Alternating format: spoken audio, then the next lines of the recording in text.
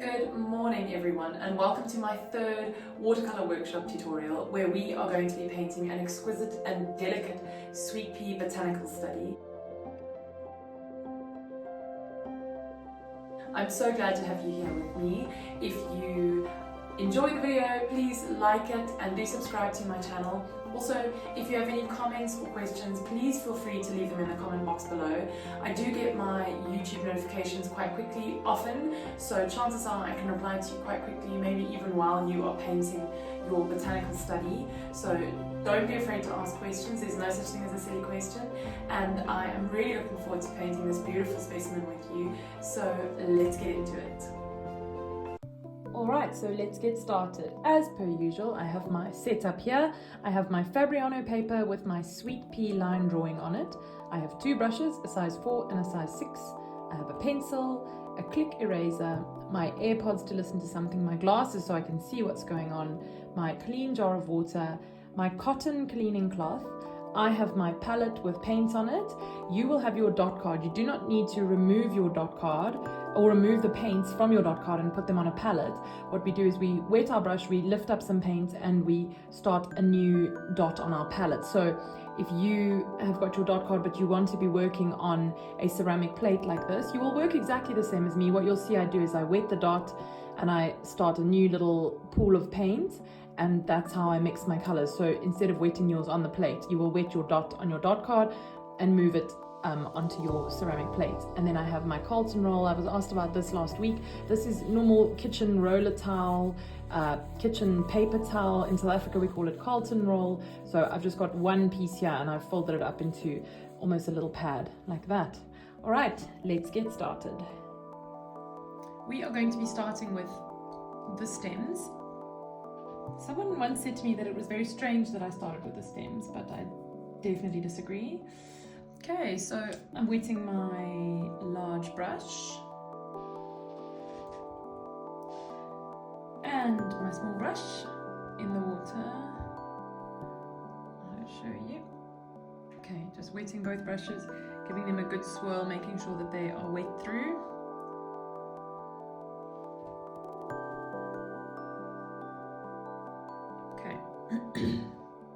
So we're starting with our stems. Now basically the rough or the general rule that I use is that we use our smaller brush to load up with paint and apply the paint, and we use our bigger brush to blend it out.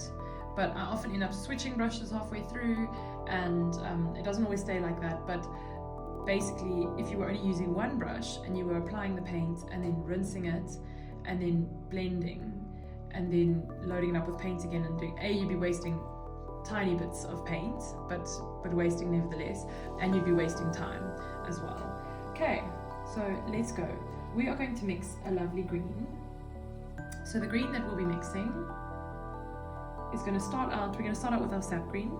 Okay, I find this very green. I like to dull my greens down a bit. We are mixing a lemony green, but instead of adding lemon yellow, I'm going to add a bit of the new gamboge. Okay, that's pretty, but we want to warm it up a bit. So we're going to have a little bit of the crimson red lake, and that's just it's going to warm it up, but also it's going to tone down the yellow, although that does look a lot more yellow now. Let's add some green back in. Sometimes when your color mixing looks like it's a complete disaster, you add a tiny bit of one color and you suddenly hit the right color and you wonder how on earth 1 second ago it was looking like a disaster. So this is looking good. That's a lovely green. Okay, we've got a really sort of, I suppose that would be tending more towards olive green now, but that's kind of what you're going for. All right,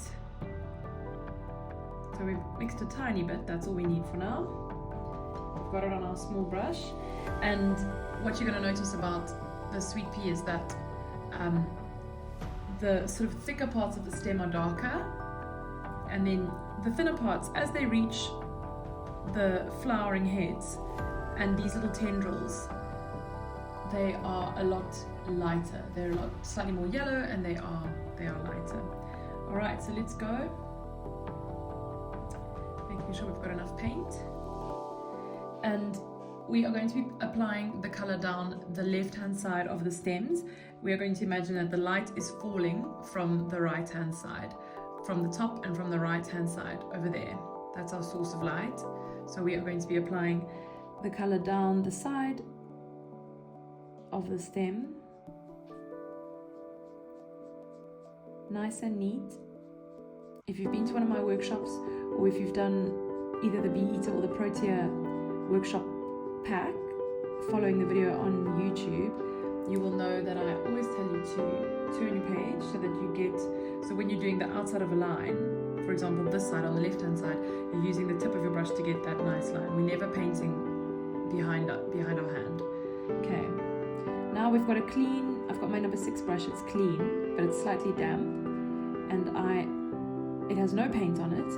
Now I'm going to blend all the way down. And so what you will find is you are now doing a technique called dragging, where you're actually taking color from the area where you've already laid it down. Kitty's playing on the carpet here. And you are basically dragging it to another part of the painting.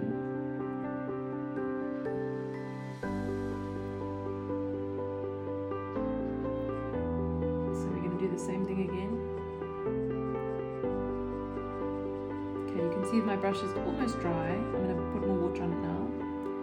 But we use very little water, the way that I paint, very little water. Okay, so I'm wetting my small brush and I'm loading it up with a bit more paint. Okay. And we're going to apply paint down the side. We're also going to apply it back to where we've already applied it, because with the dragging, you often move too much paint away from the area where you first applied it, and you see that's gone too light now, so we are going to come back and make that darker again.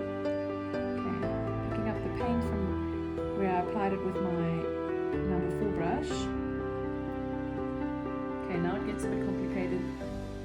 The color is going to switch to the other side now. Okay, don't smudge where you've already been working. Nice and neatly get in there into those small spaces, and we're going to paint the entire width of the stem, and then we're going to make it come along the bottom. Clean number 6 brush, damp. Okay, and then we're just going to blend. So what I always teach is that green is an easy pigment to work with. It's easy to spread and to blend.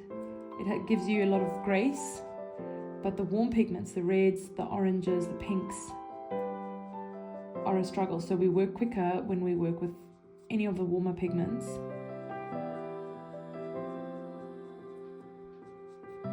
Okay, so we've got a nice blend going on there, but can you see that we have removed most of the paint? Now we want this to be quite dark, so I'm turning myself at an angle, but you can turn your page as well. For teaching purposes, I'm going to keep it straight for now.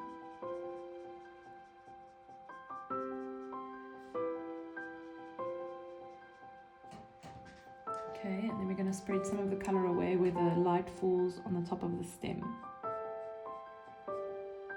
Wet your brush again if you need to. Dry it off on your cotton cloth. Remember, we don't dry our brush on our carlton roll. That is for lifting color out of the page and for cleaning the page. So we don't dab our brush onto our carlton roll.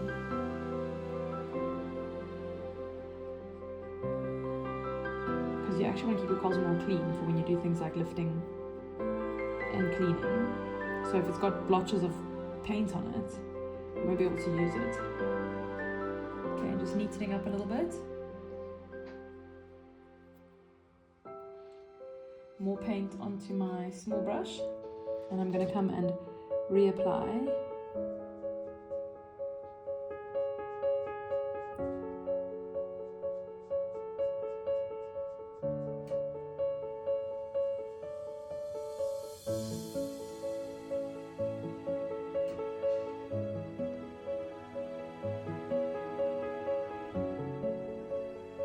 Alright, so that's looking good for now. We're going to leave it, and then we may come back and darken it at the end, but what I'm going to do is I'm going to mix some more of my green. You can see I've pretty much run out. I'm going to mix some more of my green, and I'm going to carry on with the other stems. I'm going to time lapse it, so you can watch it on time lapse, and I'm going to carry on with the other stems exactly kind of like what I have done up until now.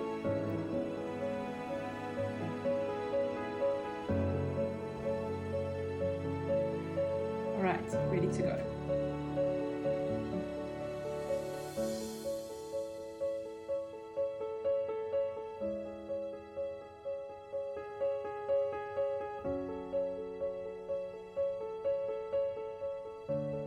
Alright, we're going to do this main sort of stem, and because it's behind, we want to add it's a bit of an older stem because it's obviously the thickest. We are going to mix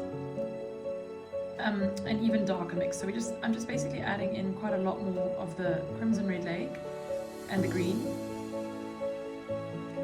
I bet you had never considered using red to make a nice green before. Okay, a little bit of the new gamboge.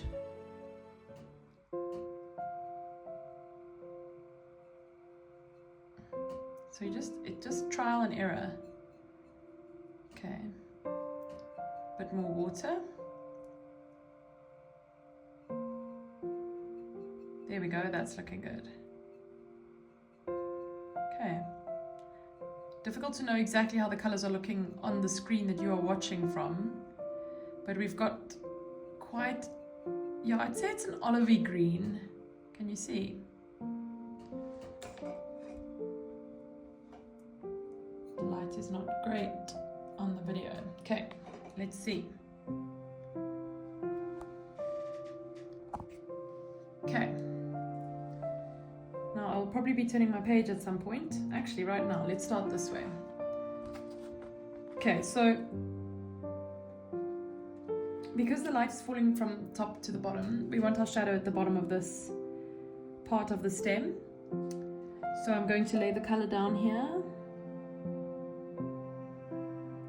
Now don't stress if your green is different to this green that you've mixed previously. So in my classes, I also teach that part of one of the pros of mixing, as opposed to a con, of mixing colors is that inevitably somewhere through your painting you will probably have to mix more, which means that you will almost certainly be mixing a different color, because you know chances are you won't mix the same color twice, especially if you've got 3 or more colors going into the mix. Okay, now I've laid down that color. Now I'm going to turn my page so that I can use my bigger brush to blend. So if you were to go and look at a sweet pea out in your garden, chances are that the stems would not they wouldn't all be a uniform color. So the same goes for leaves and petals.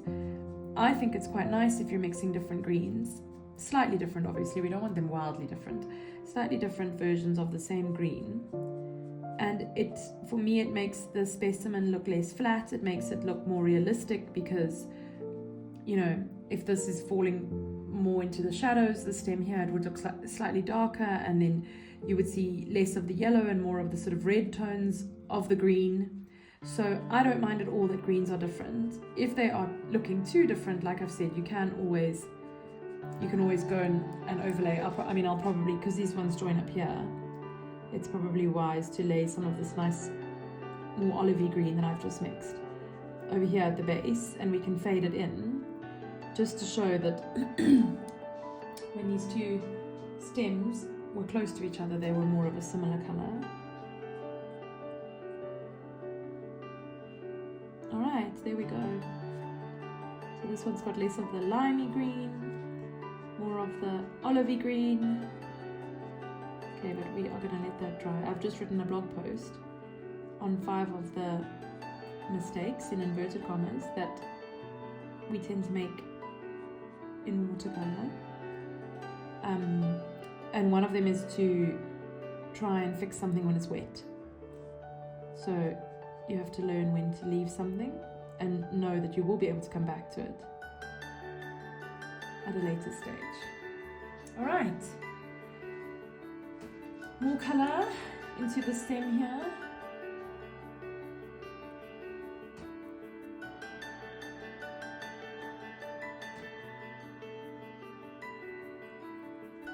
And gently spread that colour down.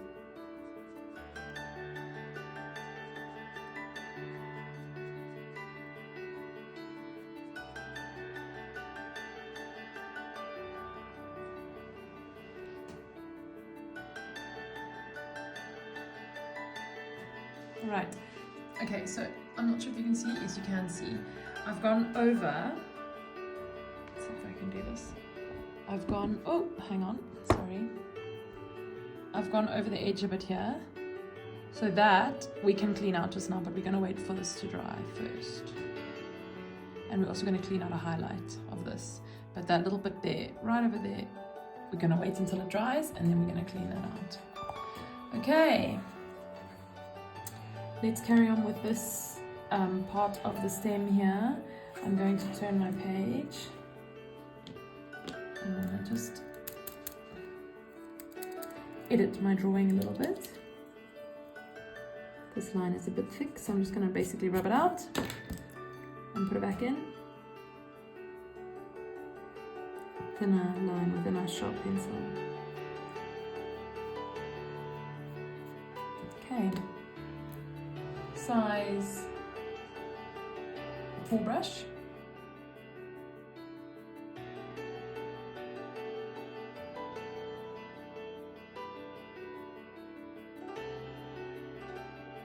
All right, before moving on, we are going to finish this little part. Well, not finish, but we're going to revisit this little part of the stem here. As you can see, it's looking a bit flat. So we're going to put in some dark from the bottom here and spread it upwards and along the left-hand side.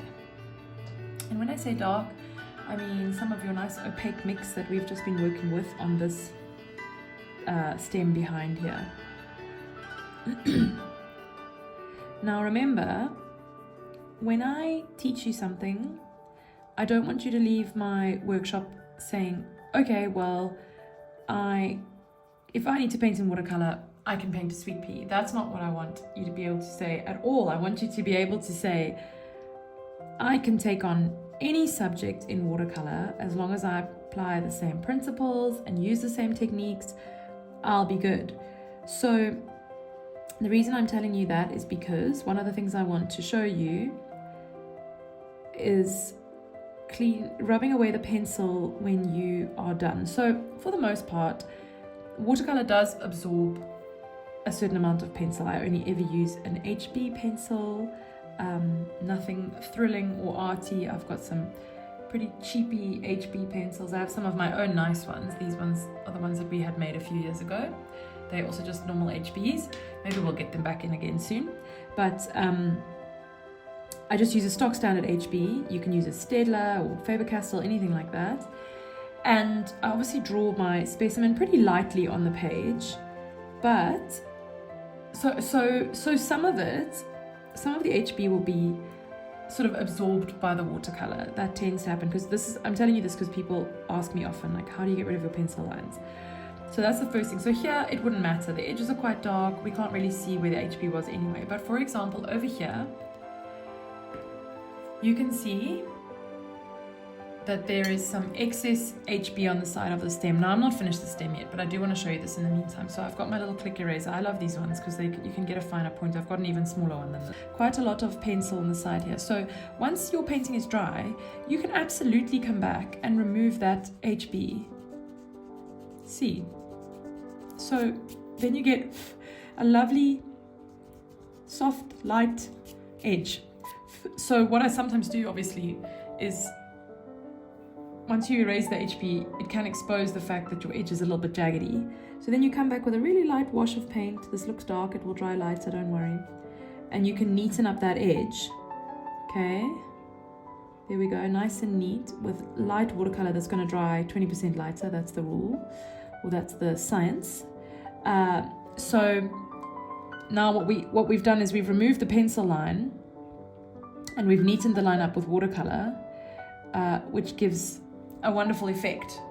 So I just wanted to teach you guys about that. You obviously can't do it with the Sweet Pea drawing that you've got from me because that's printed on. Obviously that's printed onto your fine art paper, but this is obviously the original in pencil, so you can remove a lot of the HB once you are done with your painting.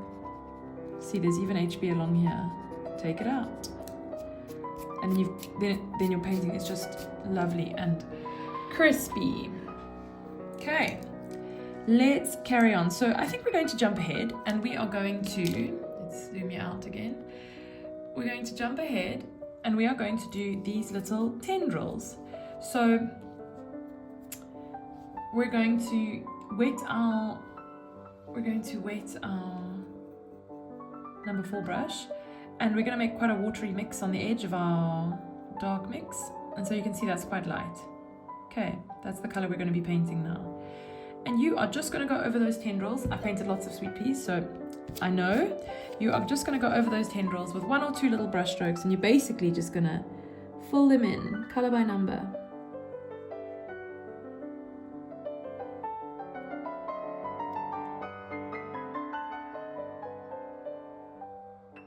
Okay, nice and carefully fill them in using just the tip of your beautiful Bianco brushes.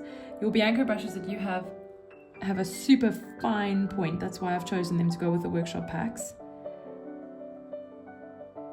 You can go over it again, thicken the base, and then it goes really thin as it gets to the end. Okay, so literally just putting it in. This is going to be the easiest part of the painting. Turning our page so we've got the best possible angle for our hand, most comfortable angle. I realize I have a plaster on my hand again. This time it was a kitty scratch when he jumped right out of my arms and jumped obviously with one of his back claws out. But in my last Protea workshop I also had a plaster on my hand. Cats and kids and all the rest of it. Farm life. Okay, filling it in. What you will see as well is that as you paint with your brush, if you're not refilling, topping up the color, as you paint with it, obviously distributes its color onto the page. So as you paint with it, naturally the brush gets sort of lighter, less water, less paint on it. So it gets lighter on its own. So what we've got here is a lovely tendril that goes from dark all the way to light. Okay. Putting these in now feels like a win. Feels like we should have left this treat till last, because nice and easy. But sometimes when I've been working on a sort of probably a bigger painting than this, and I'm so sick of one of the areas that I've been working on, I move myself to one of the easier areas just to have a bit of that sort of artistic relief. Like exactly like this. It's very satisfying. It's done in one. And the result looks nice, and you just feel like you're actually getting somewhere. Whereas sometimes when you are painting away, for example with the Protea, the bracts or the petals of the Protea, sometimes during something like that you have to actually just take a breather from it. Start with the leaves or something else. Okay, painting by numbers, as in just filling it in. And that has been a very satisfying little part of the painting. All right, now we're going to move on to these parts of the stem, right up until these little green cups that hold the actual sweet pea flower. So all that we want to do, the effect that we want to create, is that these bits are sort of lighter. They are the fresher, newer shoots or newer parts of the stem. This is the old dog. This part here is the old part of the stem that's been around for an extra few days. Darker, harder, thicker. And then these are the lovely light green parts. So we can always come back and darken these sections or lighten them. I'm going to show you how now. But we're going to fill in all of these parts with a lighter green. So instead of actually mixing a lighter green, we're going to do what I said before. We're going to wet our number 4 brush, and we're going to just use a bit of the edge of our dot, and basically we're just using a more watery mix of what we were working with. If you want to, you may add some yellow, but I wouldn't you don't necessarily need to. I just want to show you the versatility of just different amounts of water with the same dot of paint and how different the result can be. Okay, so we're going to keep this mix nice and watery. If you see it's drying out, add a bit more water. Okay, and then these are really thin little bits, so we are going to paint them in pretty similarly to how we did the tendrils. Getting those lines in there.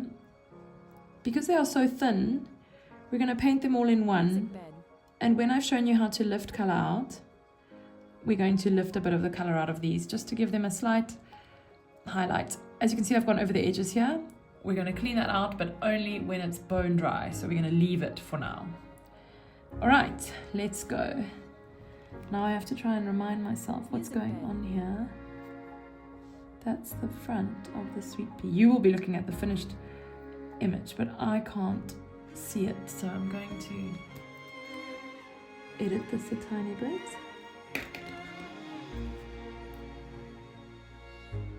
Okay. Music bed.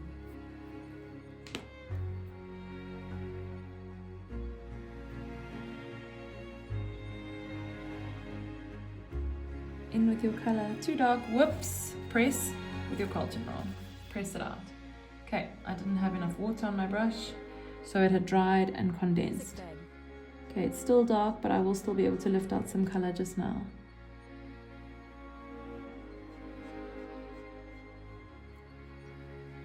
Okay, so we're sort of going from the base of these little cups.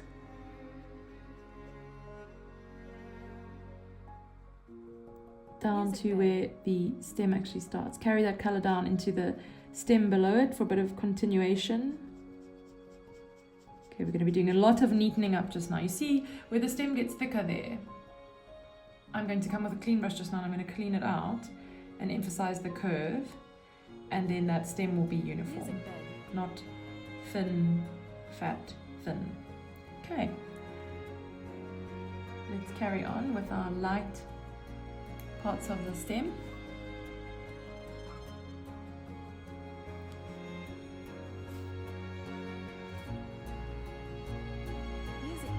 Okay, working quite fast, getting that color in there. We can neaten everything up at a later stage. Concentrate the color a little bit at the bottom, so you've got it a bit darker where the stem originates from. You can do that by dotting the color off the brush. Okay, another mistake there, we'll clean it just now.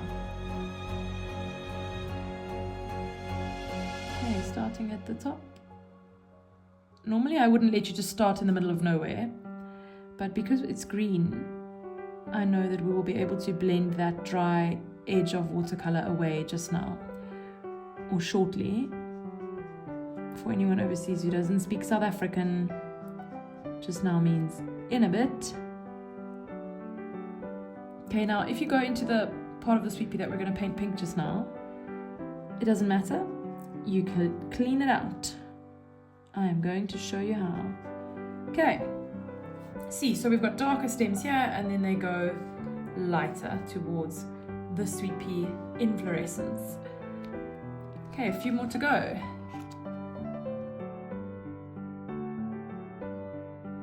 Alright, so what I'm doing now is I am using a slightly darker mix from the center of the dot on my palette, and we are darkening these joins where the stems sort of meet and split.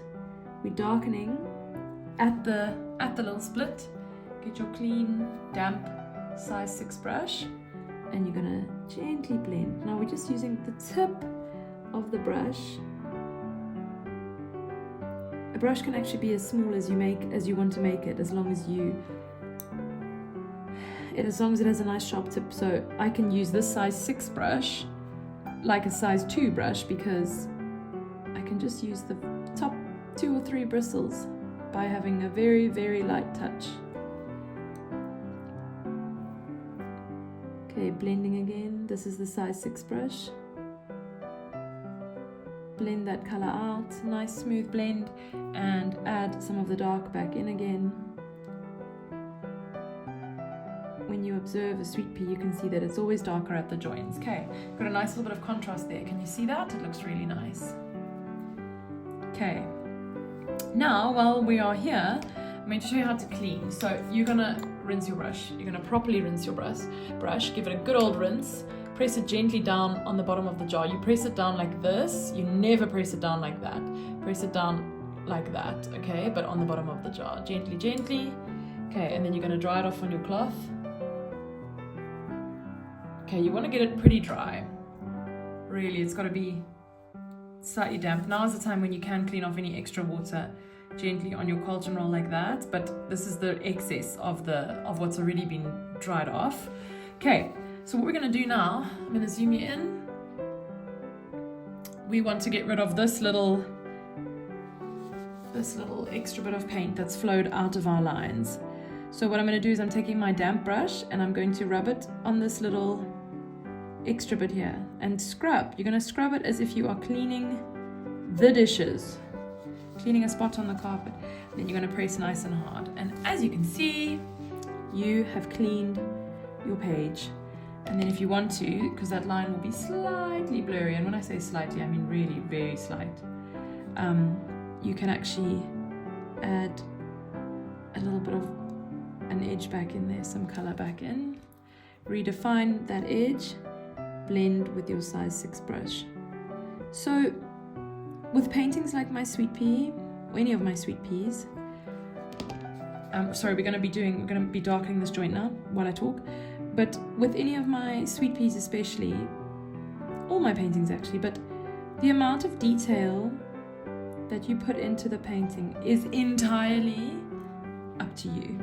So if you think you've done enough and you've over it and you think it looks beautiful and you've done enough, that is when your painting is finished. People often ask me, how do you know when a painting's finished? Pretty much when you are over it. No, I'm joking. But it depends if you are working towards a deadline for a client. But basically, if I reckon with all of my originals, I could probably faff for years on them, adding detail.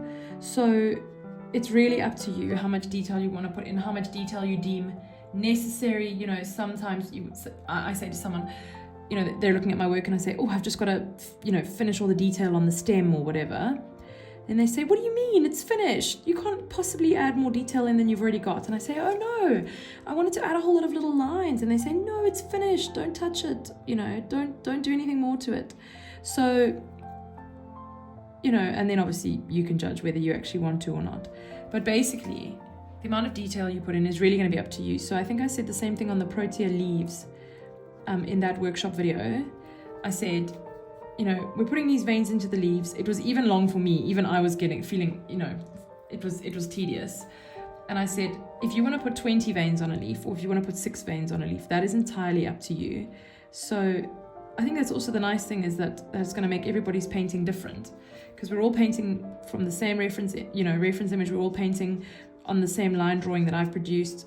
But I can tell you right now, and this happens in every single one of my workshops, everybody's paintings always look different, for various reasons, for different sleight of hand, for different lightness or heaviness of touch, weight of touch, or color mixing, or anything like that. So just thought I'd share that with you.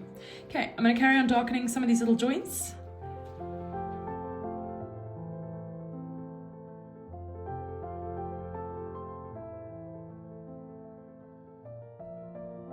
All right, let's fix this little thin vein. Okay, size 6 brush.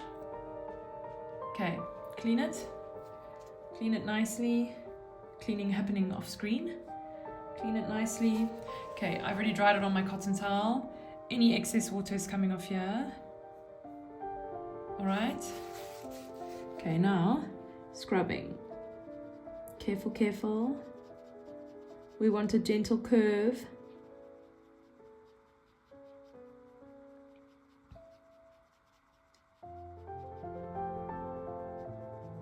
Okay, and press. How's that, guys? How is that?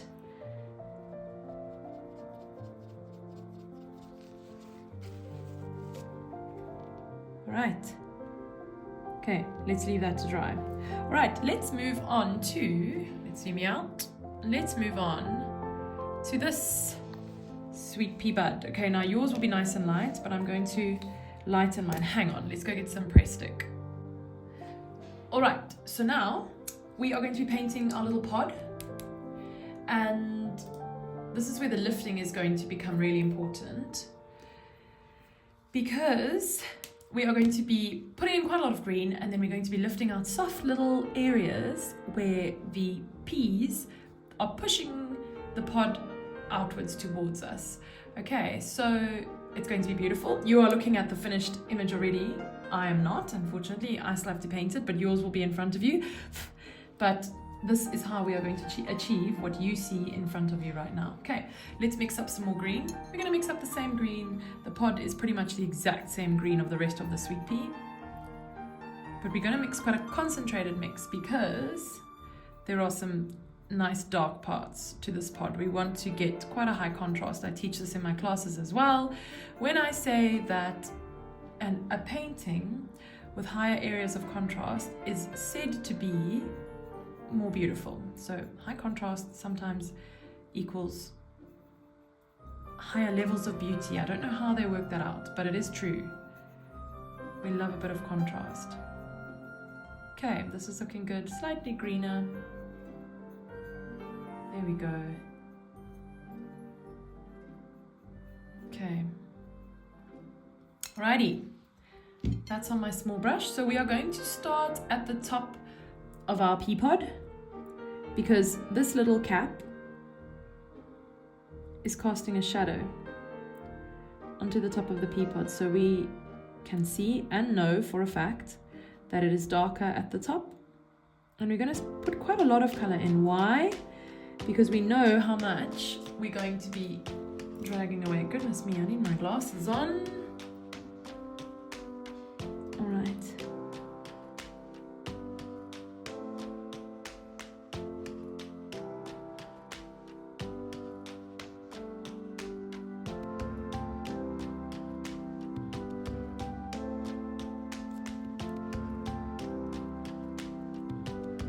Okay, so we're going to spread that colour down. You can see it's already started thinning out a bit as we spread it down with our size 4 brush, but we've got a damp size 6 brush, as you can see, and we are going to spread this colour down.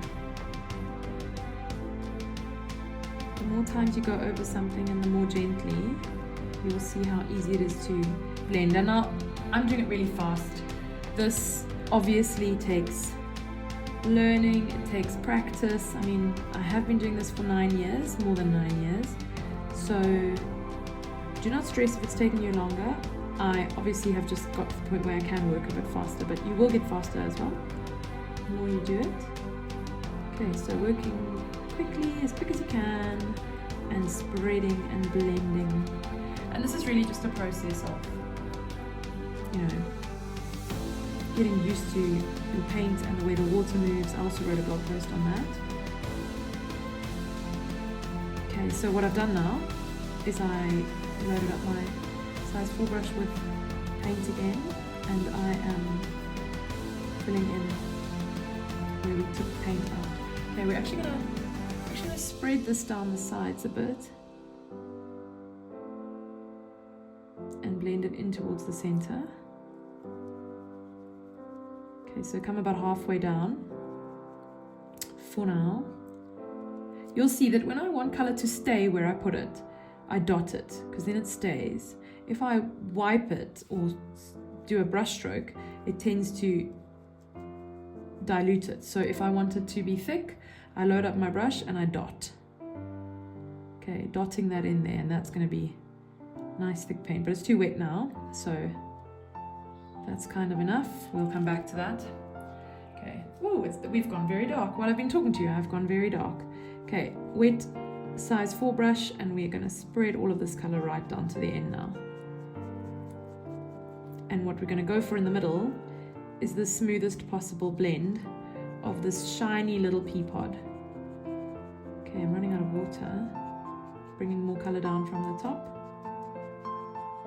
Okay, can you see how fast I'm working, guys? I'm sorry if I'm putting the pressure, but we are working nice and fast. We don't give the water a chance to settle and dry where we don't want it to dry.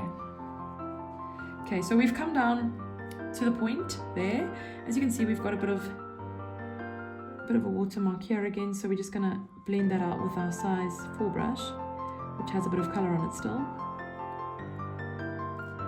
Okay, who feels like they're getting the hang of this? For you doing this, if you are new to watercolor or if you're not so sure of yourself yet, this can take you double the amount of time. Don't even stress about it. Let's just all get to the same point. Okay, so I'm switching brushes the whole time. I've switched back to my size 6 now to blend this hard edge. Doesn't look like we're going to get that to blend inwards, so we're going to leave it until it dries, and when it's dry we can actually go over it with a damp brush, and then we will get rid of that super hard edge. Okay, let's go down this side a little bit. We can give this side... Oh, my brush is too dry. When your brush is too dry, nothing comes off it. Alright.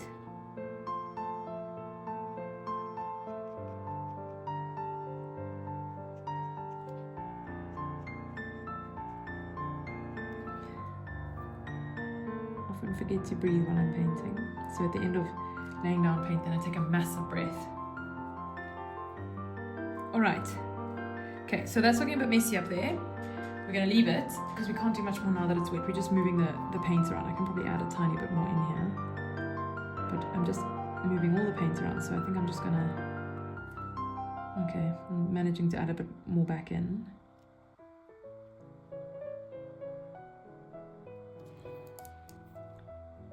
Okay, but what we're going to do is we're going to add a nice dark little section at the bottom here where it goes into the sort of point and tail of the pea pod. Same paint mix. I've just loaded up my size 4 brush.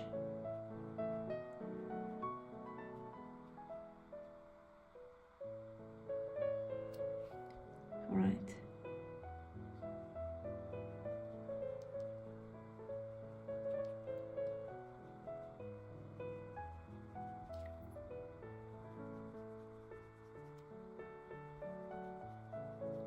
Okay, enough color in so that we can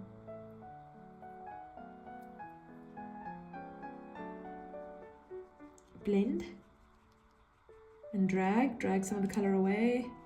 Just want to get this line between the first section that we painted in and this little dark section. We're going to get the line nice and smooth.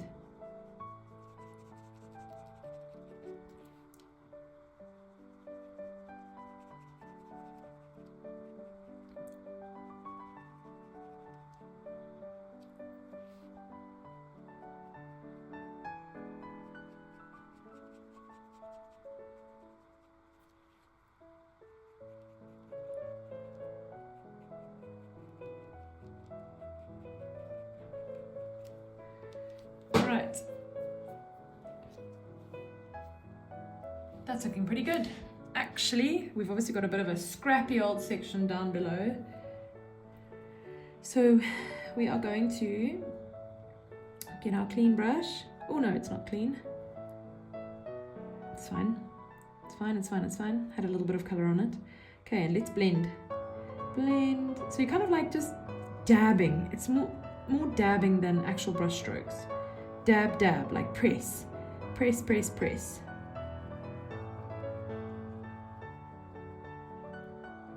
Pat, pat, pat is what I was trying to, actually the word I was thinking of, patting. Patting, patting, patting. Okay. Can you see that we have quite a nice sharp line down this side, and we have quite a scraggly line this side. So we are going to turn our page. Okay, now the way that I'm going to neaten that up is first by giving it a little bit of a scrubby scrub with my eraser, making sure that any of the scrappiness is not coming from HB underneath. Okay, so all the HB should be gone now. Remember, don't do this while your paint is wet. You will have a disaster. Okay, so none of that should be HB. Now I'm going to take my clean size 6 brush, clean and damp, get most of the water off. So when I dry it on here, I'm basically not even, I don't know, there's hardly anything even coming off. It's almost just like a habit. Because I told you can't dry on your carlton roll, which is true. But when your brush is super clean and you want to take off the last 0.5% of water, you have my permission to use your piece of carlton roll. Guys, please pop me a comment on these YouTube videos. I would love to know what people think. This is my 3rd one now. I've had some lovely comments, but not many. I've had lots of views, but really fewer comments. Shame, guys. I did have one person tell me that she hadn't bought the Protea pack, but she had just attempted to follow the tutorial. So she had looked at the line drawing at the beginning. I suppose she'd paused the screen or something, and she had drawn her own Protea, and she was trying to follow along. But she was so frustrated because she wasn't using the right paper. So shame. So that is why I've made physical packs. That's why I haven't done a printable download, purely for the reason that I want you to use this paper. Everything we're doing here is I would say almost totally unique to the Fabriano Artistico soft press paper. I try, she did ask me to recommend other papers, and I said to her, I mean, I've worked on lots of other papers, not all of them obviously, but I've worked on lots of other papers, and no paper even comes 50% close to this paper in terms of the way that I paint. Obviously there's other people who say like, I can splash and do whatever I need to on this paper, and say yes, that's fine, but for the way that I paint, this is the only paper that I can use. All right, we're going to add a little bit of dark back in here because it's gone a bit I would say scrappy again. So we're going to wet our size 4 brush and load it up with paint. Okay, and then we're going to add dark back in at the top, just so that we can blend at the top here.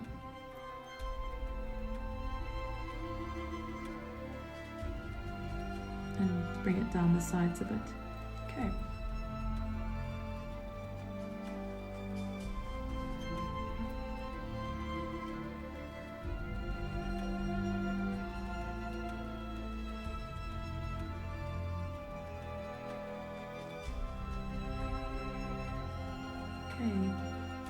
How smooth is that blend looking, guys?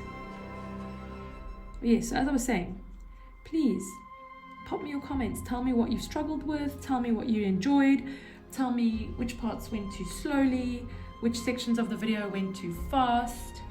Let me know. The only way I'm going to get better and make better videos for you and tutorials is with feedback. So please, I'd really appreciate it. All right, how's that looking, guys? Oh, that is pretty, isn't it? Okay, this is an aha moment in the painting. I think we're going to leave that now to dry completely before we attempt any cleaning out. Okay, that is the rule. 100% dry. You can go make yourself a cup of tea now. Should we have an interval? We are going to get started on some of these little caps, these little green caps that hold the sweet pea flowers, or the inflorescence, if you want to be technically correct. And then we're going to paint in these little leaves here. They go very quickly. This is going to be the quickest tutorial that I've got. I think it's probably going to be an hour and a half. I don't know yet, obviously I haven't edited the video yet, but the Protea one is the longest at 2 hours and 25 minutes. The Bee Eater was 2 hours, but this one I think is going to be about an hour and a half. It's definitely quicker, smaller areas to paint. Alright, so for these little caps that hold the flowers, we are going to use a bit of artistic license. We're going to make them slightly yellower.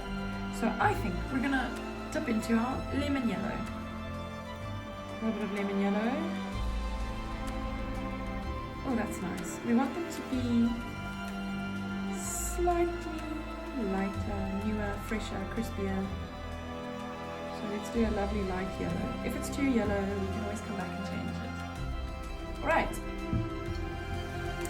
That's the size 4 brush.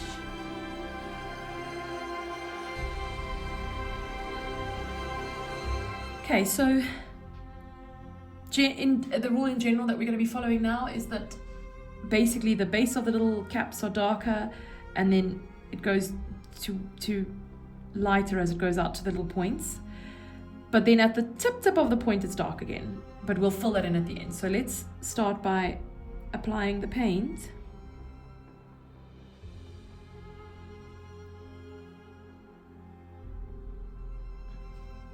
And you're going to carry it on a little bit down the stem just to get that blend, get that join.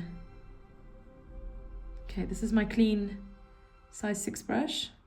There we go, look at that. So the point of this green mixed with a bit of yellow is that when you blend it out, let's get these sides smooth. When you blend it out, it doesn't blend to light green, it blends to yellow. Isn't that amazing? Watercolor is so amazing.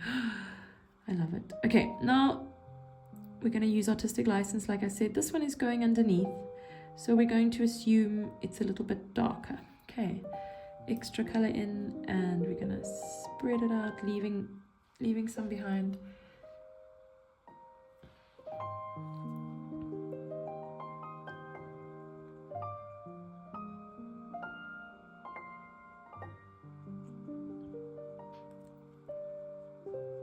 Okay, take that light color right up to the end, the little points.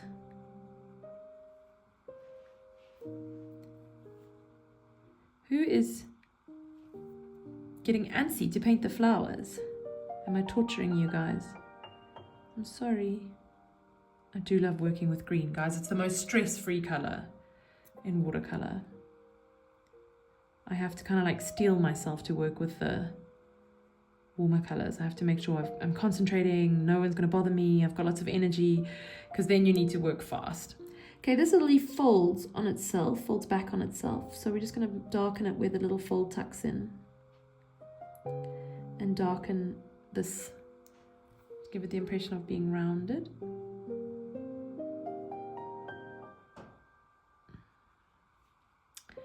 Isn't that looking pretty, guys? Okay, now we can do a little touch of dark green at the point, almost like to define the tip.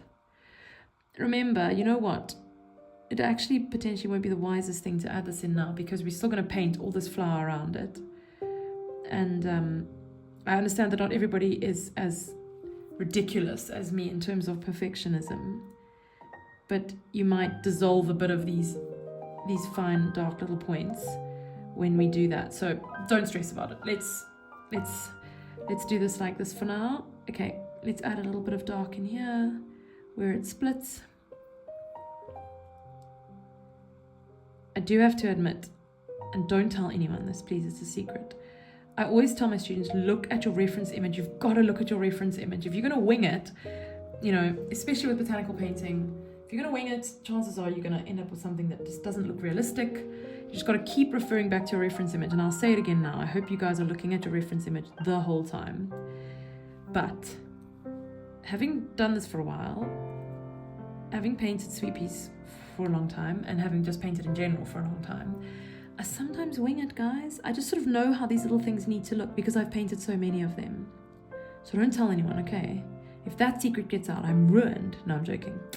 But yeah, you sort of know. You know that there's got to be a shadow at the bottom of this. And sometimes when you become quite a seasoned artist, sometimes you learn to look at your reference image and say, if I paint it like that, it's going to look a bit weird. It looks okay on the photo, but if I paint it in like that, it's going to look a little bit weird. Like sometimes if you're painting like wildlife especially, the leopard's paw is like tucked in at a funny angle.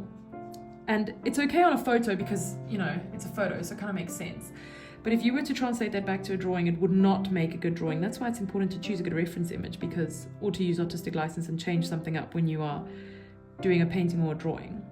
Because something that's acceptable in a photo could look really weird in a painting, and it end up making you as the artist look bad, rather than the fact that you drew from a bad picture or painted from a bad picture. Okay, we're going to clean up this little stem just now when everything's clean, but I'm quite happy with how that's looking. Okay, we can add a little bit of a shadow down the side of this little one.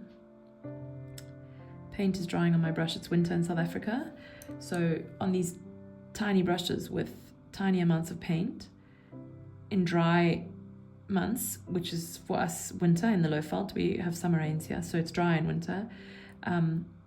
The paint tends to dry on the brush a lot quicker. Alright, on to the next one. So with my watercolour workshops that I give in person, I'm often hesitant to do paintings like this that have very small little sections that we paint. It's sometimes better to do sections that have bigger leaves and bigger sort of petals that people can really, you know, I think maybe feel a bit more comfortable. But I was determined to do some sort of an English country garden flower after the protea. And I couldn't think of anything better than a sweet pea.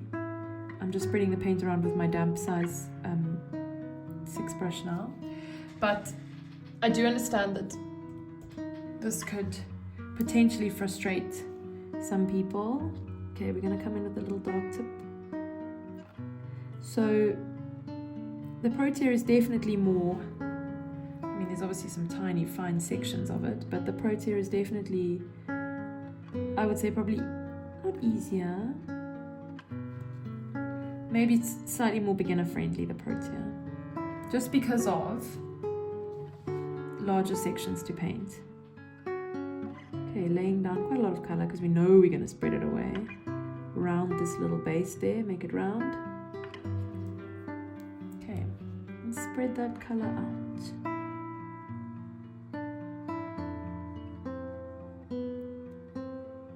I always put beautiful classical music in the background of my workshop videos.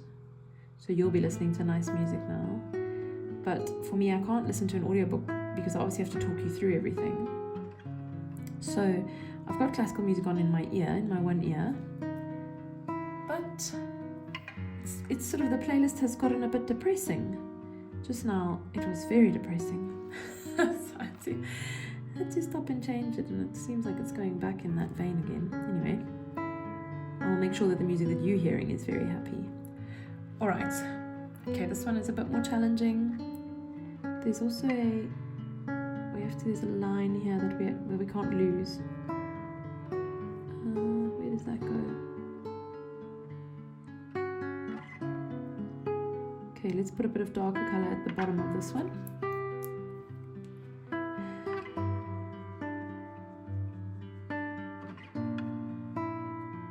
Okay, remember we can always come and refine all of these little bits later.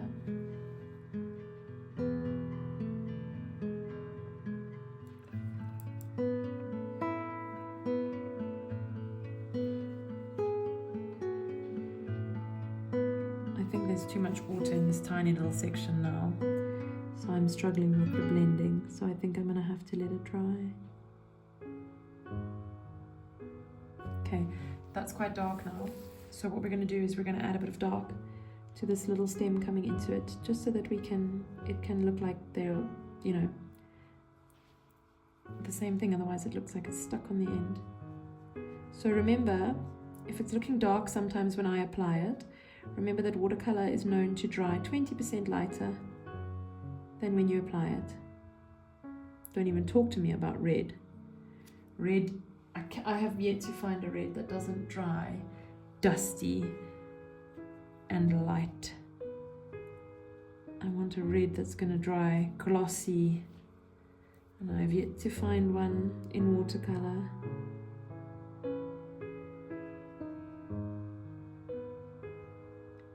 We will come and redefine the little base of this just now. Alright, looking good. While we're here, let's soften this little corner here. It's looking a bit fake. There we go. I'm going to just round it a little bit. Okay. So at the end, I'm going to go over my whole painting and clean up all these little bits. I can actually do that now, because this is, for the most part, dry. So just a damp, clean brush, and just smooth out those little notches or the little knobbly bits. And if you do it too much, that's not a problem, because you just put the color back in again, redefine that edge. Okay, have I made it too much again? Doesn't matter, wait for it to dry, clean it out. Isn't watercolor amazing, guys? The most incredible medium. All right, oh, look at that, it's looking very real. It's looking very, very real, isn't it? Lovely.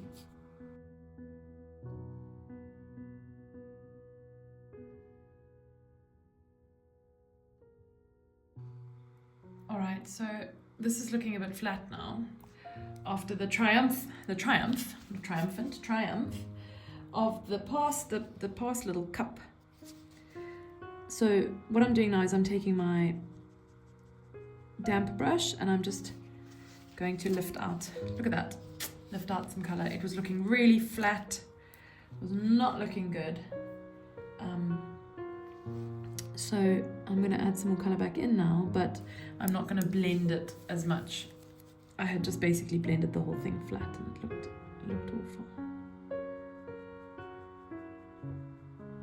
So we're going to make sure we don't lose these nice highlights. A tiny bit of dark along the bottom. Okay, better already.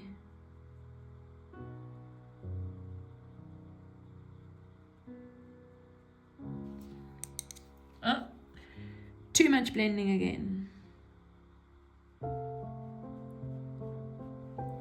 Let's turn our page so we get the best angle. I'm just trying to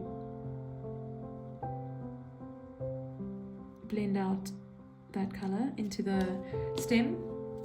Okay, I'm gonna need to get really close to my page because this is a really tiny little stem.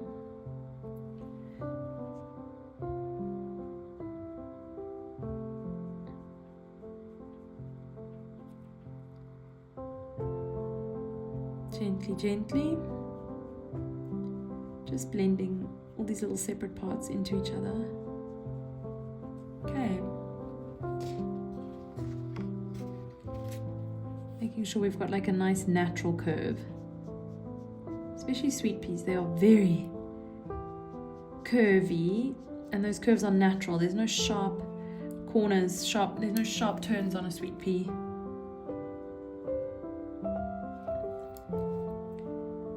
Darken this little part here. Are you guys getting the hang of putting the dark down and blending it out? Putting the dark down and blending it out. Alright. I'm going to do this little cup that holds the pea pod. Okay, we're going to keep it nice and light. We don't want it to blend with the pea. So I'm going to apply the colour here to the base, upside down base, and then we're going to blend it out from there, and it's going to be nice and light by the time it reaches the pea. Okay, clean, damp, size 6, and blend it out. Be careful not to go over the edges because you're going to blur these edges. You're going to blur this nice crisp edge that we have between these little leaves and the pea. We can come and clean it up later. That's not a train smash, but try very hard just to go right inside, just to work inside those lines. Work inside the lines. Quick and light, almost like when you do a glaze, you don't go over it too much. So you certainly don't want to go too close to the edges here. Okay, let's take a little bit of dark up the stem. Just a tiny bit, not too much. And you see that makes a nice cohesive little part of a painting. Because this is very small, the sections of this painting are very small, the individual little parts. What I sometimes like to do at the end is take my HB pencil, very sharp HB pencil, and add in, I suppose, what we would call shadows. There's a little line here. We're going to need to wait till it's dry to add this in properly. It's darkened at this point, so we can actually see it. No point in doing all this painting if someone can't see it. Or if you yourself can't see it.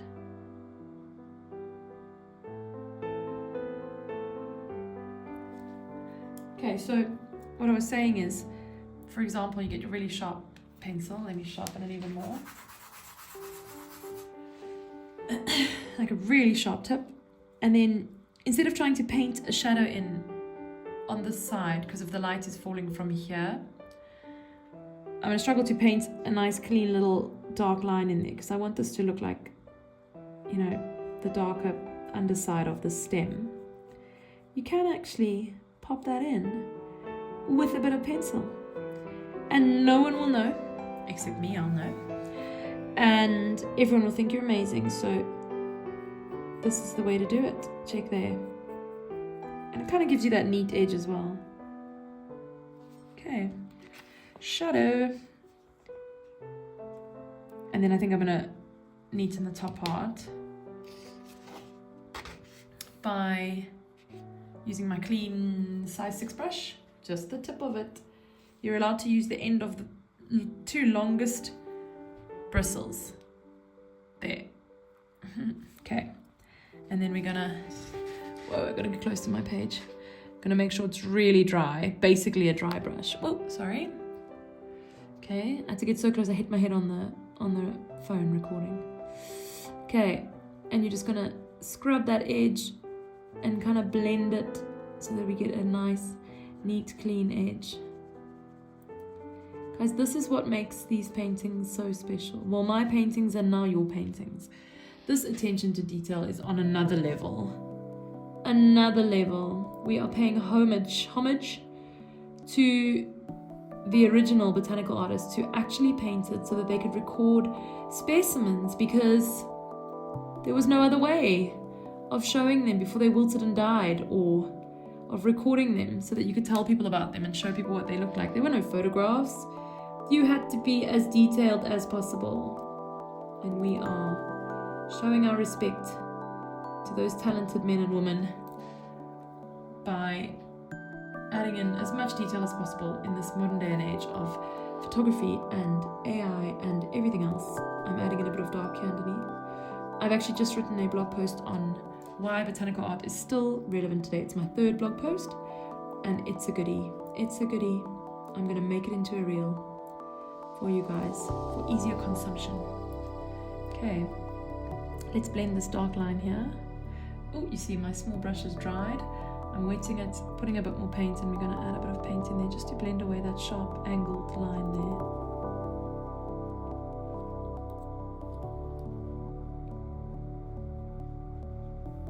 Okay, let's leave that for a bit. Alright, we are going to paint some of these little leaves that originate at the joins of the sweet pea. So again, quite a simple little part of the painting. So we're going to start out with a dark mix where the leaf originates. Dark, nice, opaque mix of paint. Going to make your way along the edges. We're going to probably paint, let's see, almost half the leaf, and then we're going to blend it out to light. Just got to see where it is, sorry.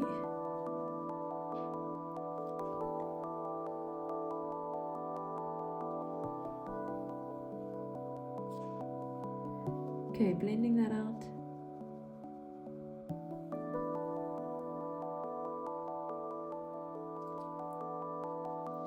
So I'm probably going to come in with my HB and just redefine the tip of this little leaf. I don't want it to fade to nothing, but I don't necessarily want to put dark paint there.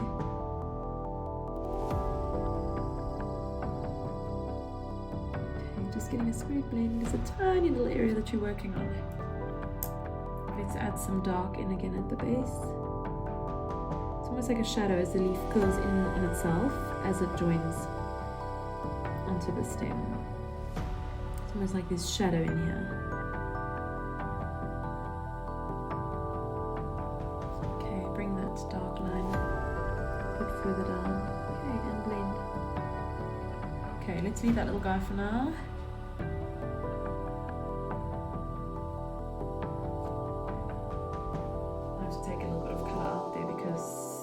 It's gone flat. Okay, this one has a dark tip and a dark base with light in the middle.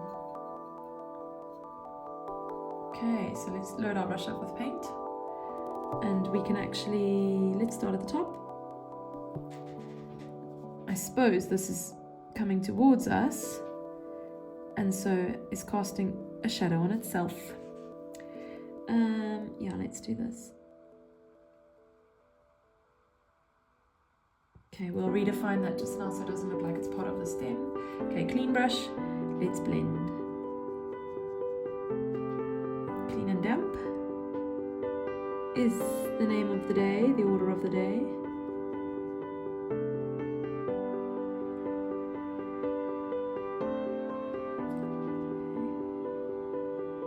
There we go. Oh, sometimes things happen and then it's just delicious. Can I zoom in?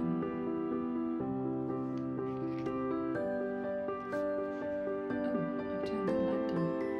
There we go.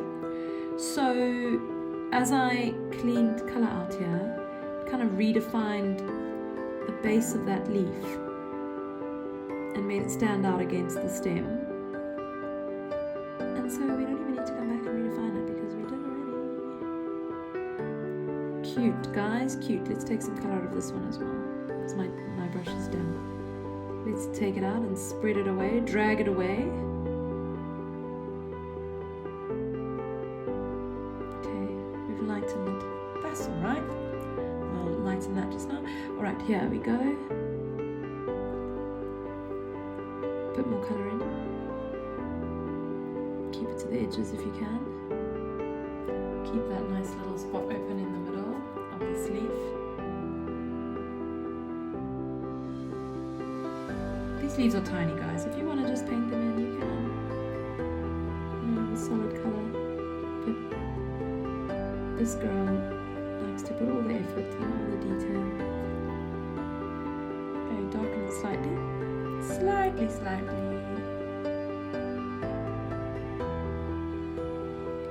Watercolours, definitely a bit of back and forth. Okay, no harsh lines. Blend, blend, blend.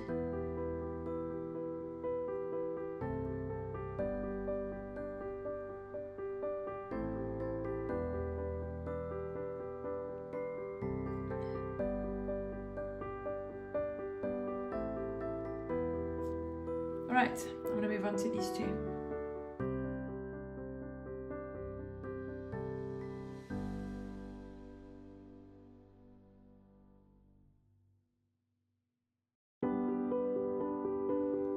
Alright, so this is starting to look really pretty, but I'm afraid if you were hoping to start on the flowers now, not yet. Okay, we are going to start on some of these leaves down the bottom here. Okay, let's see. I think that we're going to be starting on this smallest one. Now, funny enough, there seems to be a little bit of a light area, tiny bit of a light area where the leaf starts and then it goes to a slightly darker area. Now the first thing I'm going to do is going to take my clean size 6 brush and I'm going to clean away a little bit of this paint that seems to have overlapped into the leaf. Okay, the leaf is in front of the stem, not vice versa, so let's clean it.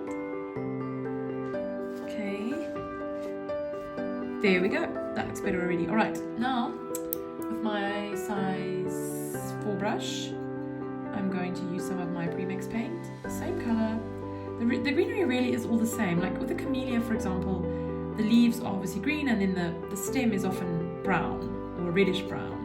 But with the sweet pea, foliage seems to be pretty uniform. Alright, so we are going to add colour, but we're going to leave a little sort of crescent shape like that. Okay, because it's green, we know we can blend it later, so don't worry about that drying. But we are going to get a whole lot of colour in.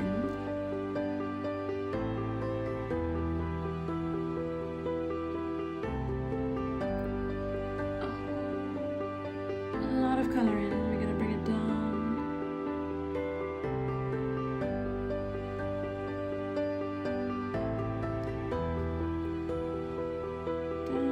Down, down. Okay, just basically wetting that edge line again. Alright, now we're going to wet and clean our size 6 brush, but I've added in the tiniest bit of colour, the tiniest bit of diluted colour. Can you see there? It wasn't completely clean. Okay. That's just going to help us with the blend on this, because the leaf is bigger. Just helps us with the blend a tiny bit.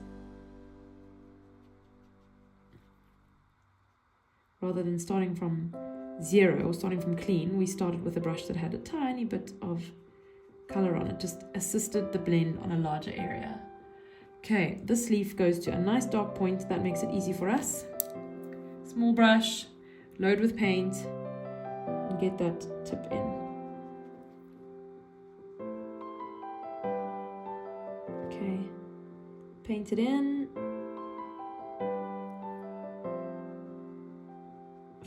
Nice fine tip. Really get that nice and sharp.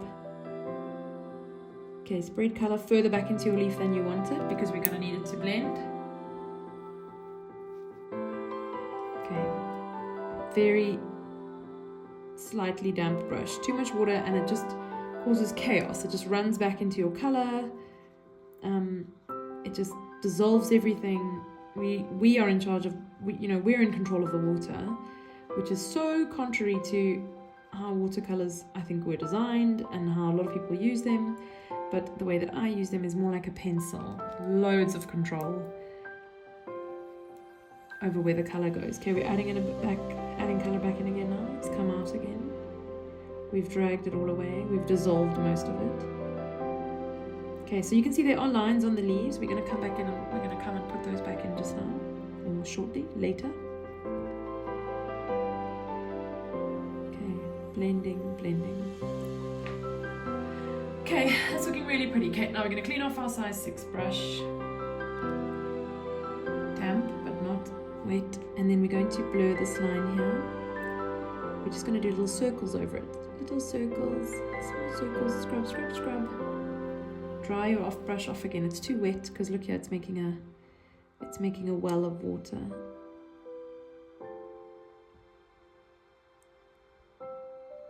Okay. This is a very delicate process, but it's so worth it.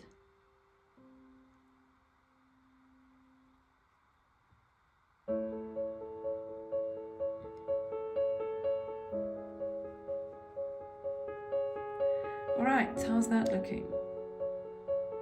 Try and get a smooth sort of curve on that white part, or light part. Okay, there we go. I think that we must add a little bit more colour in.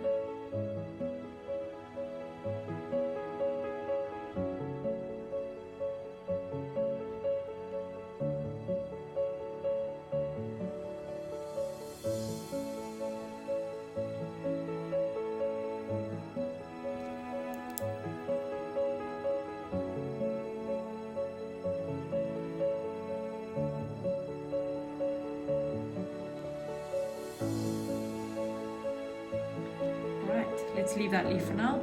I'm going to carry on to this bigger leaf, and the principle is quite similar. There's a sort of lighter patch at the base. It goes to quite dark, sort of at an angle like this, and then it goes lighter and then to a fine dark tip. As I've rearranged my page, I've seen that it's got a fold on it. I couldn't see that because this line drawing is so fine, but obviously you will have seen that. You will have been looking at it while I was telling you what was going on. So this whole section is light here, a lot lighter than the rest of the leaf. But I have only seen it now. You will have seen it already on your reference image.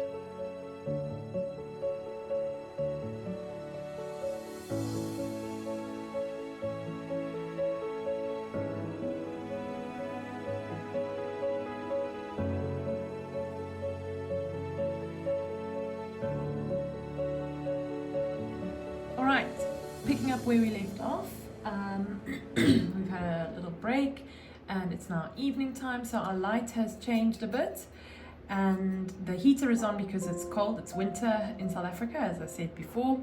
So we are going to be carrying on with our leaf over here. What we're going to be doing now is we're going to be slightly darkening from the base, the inside of the leaf from the base upwards, and then we're going to be darkening the edge of this rim of the leaf where it curves around, and basically we're going to be darkening this, which is the edge of the leaf. That's actually essentially the back of the leaf, and we want that to stay light because in order to give the impression of something being round, it must go lighter towards the edge. Okay. We'll probably be lightening this edge as well. I'll see how much I can get out of there with my eraser. Not much. And then I can also go in with a wet brush just now and lighten that edge as well, if that's paint and not pencil.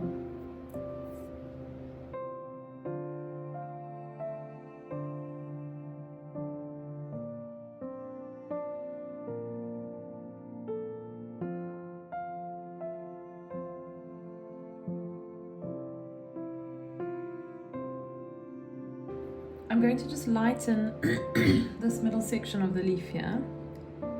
It's got a bit dark again. So all I'm doing is just scrubbing away with a clean number 6 brush. Scrub, scrub, scrub. Nothing's happening. Scrubbing away. Being careful to stick to the areas that I want to lighten. And there we go. Okay, so now we're just going to blend these lines, the edges. Blend, blend, blend, and we've got a much better contrast.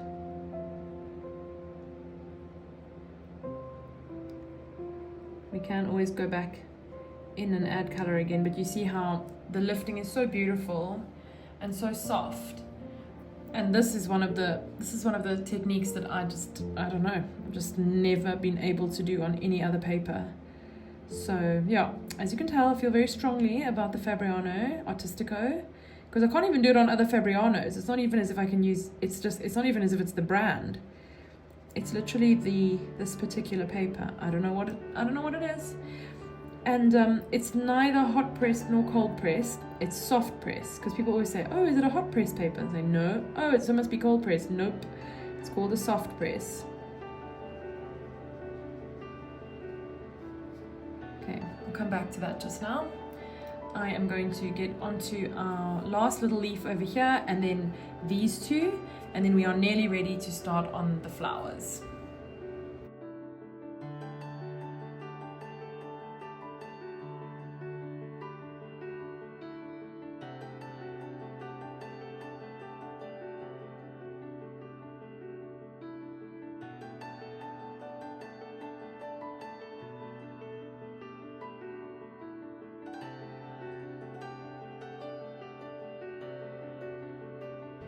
Okay, so you've been following on while we've painted this leaf over here. I'm going to leave it to dry before I attempt painting the little folded over part. So we're starting on these two now.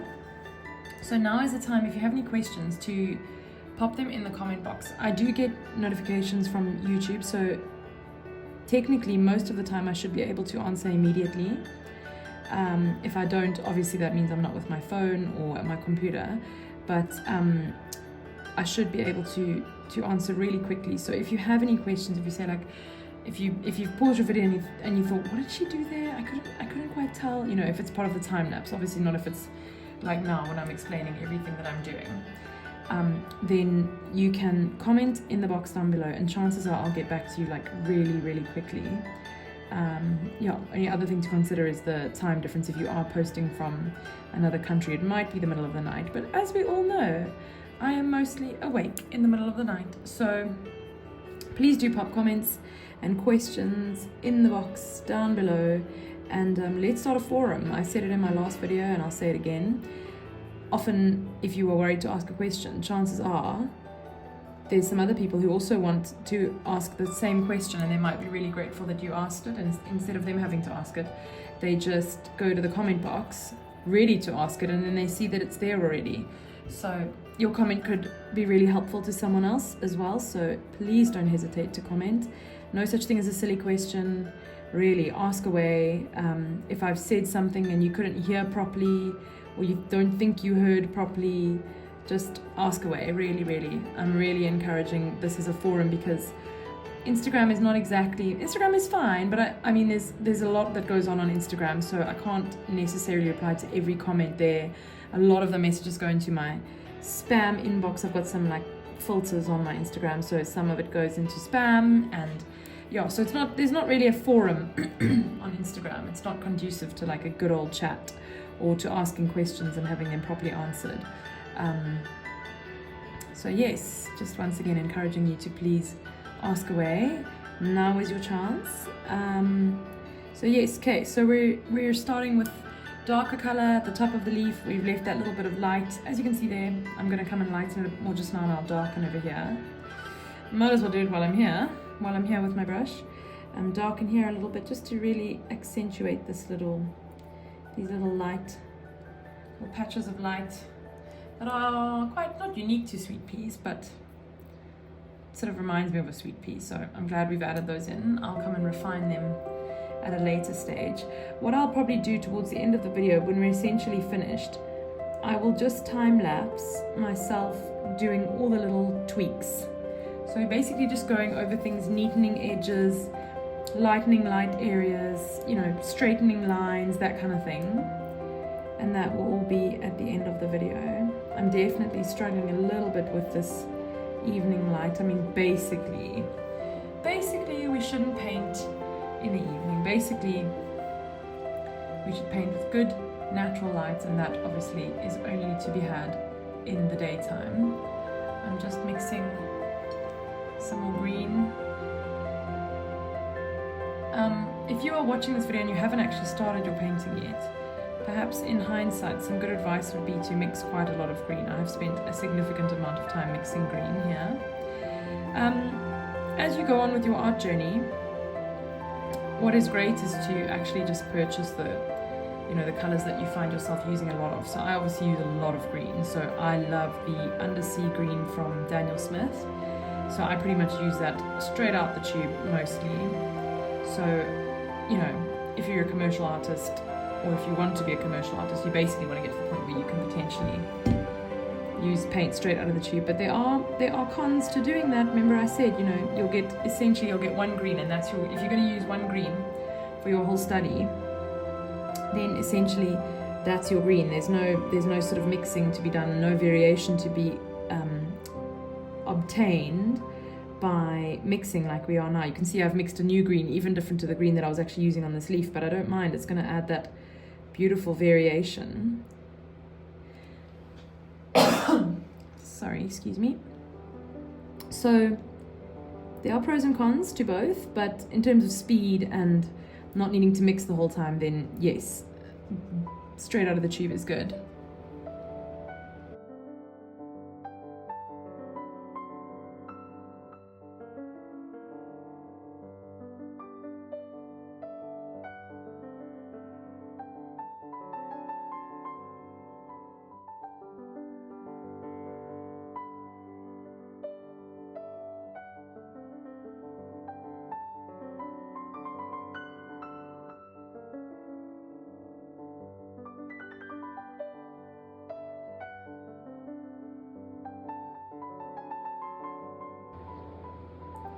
Alright, who is ready to paint sunflowers with me?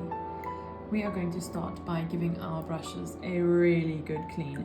Now, if you have been heavy-handed with your green paint and your water is very dirty, this is the time to get up and change your water out. When we do workshops, often this is the time where I change everybody's water out, because you're going to be starting with the pink now. Okay, so your number 4 brush, which has been loaded with green paint the whole time, needs a really good clean. Now remember what I said, we're using little sweeping strokes going in the direction of the bristles, so you're going to want to clean it nicely. Look here, if you don't clean it properly, you will think that it's clean, but at the top here it's still got a load of green. So really a good old swishel around and pressing in the direction of the bristles.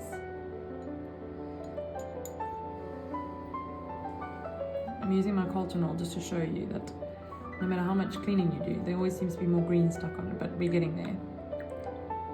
Okay. Nice and clean. Okay, that looks good. Alright, water out the way. Okay. I just want to show you my companion. Hello, baby. Hello, baby. Hello, baby cat. No, loves to chew my paintbrushes. Hello, you sweet thing. Kitty. Kitty mom. No, I'm using that. much more peaceful than painting at night while everyone's asleep with Kitty. Okay, so let's get our workspace clean. I've got a bit of water spillage here. Also, this is my lovely painting mat, and you will notice that it's ripped over here. That and that. What does that look like to you? Kitty claw marks from jumping up on my desk. Okay, in position. Alright, so we are painting pink and purple sweet peas. Very soft. It's funny that I'm telling you this because you're like, as I said, you're looking at the reference image. But what we are going to want to do is we are going to do very, very light washes of color and work our way darker, because we're working with these pigments now that are a pain, that are difficult to spread once they've dried. But basically we're going to be mixing a very soft combo of pinks and purples. This is kind of the color that we're going for. As you can see, we have used basically no paint, hardly any paint, but that's what we're going for at the moment. It's the lightest wash. You will need to keep adding water because this is going to keep drying up on your palette. See, look at that. Now it's just heavy pink. Okay, so we don't want that. We will add a bit of violet and then we'll water it down.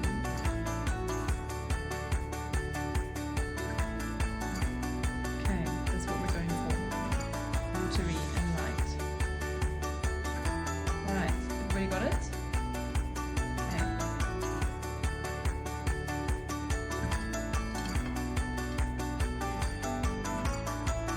Okay, so we're going to be starting out with this petal over here. Let's turn our page.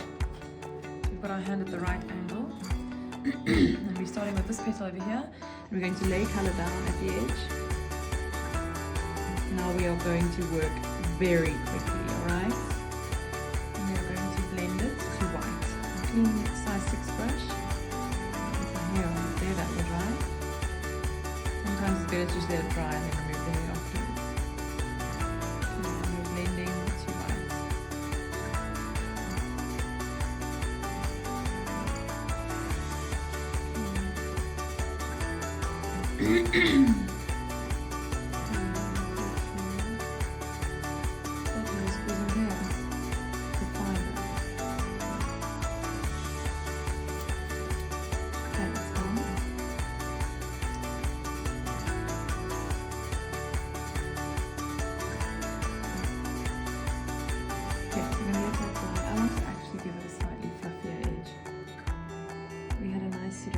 Jaggedy edge and I made it smooth.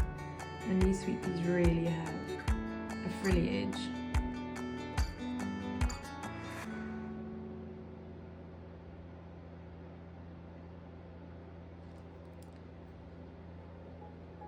We have inadvertently made it darker, but that's fine. We wanted to make it slightly darker anyway. Music bed.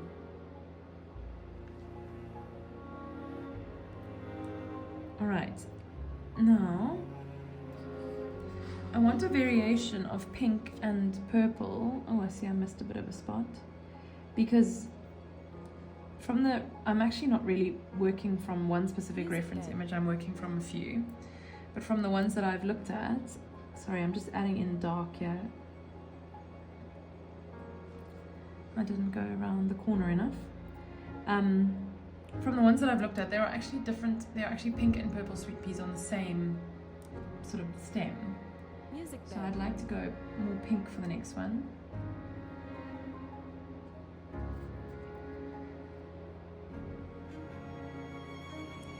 Oh guys, these are highly staining pigments. You've got to be so careful.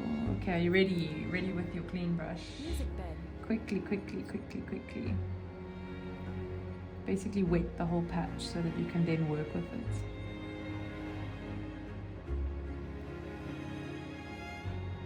Oh, these light washes of these fierce pigments are terrifying. Music bed.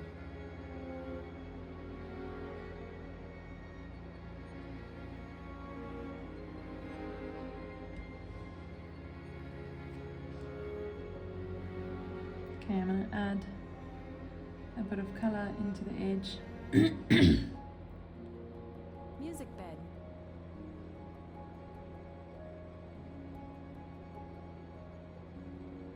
Okay, now we're painting wet in wet.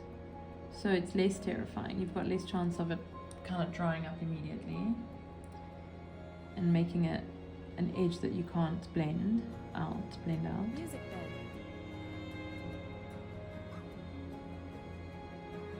Okay, that's looking pretty nice.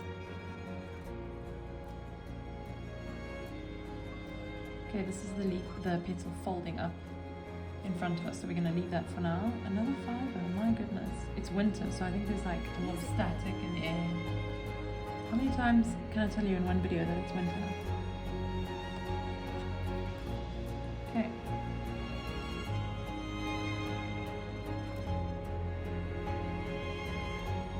Same again. Music bed.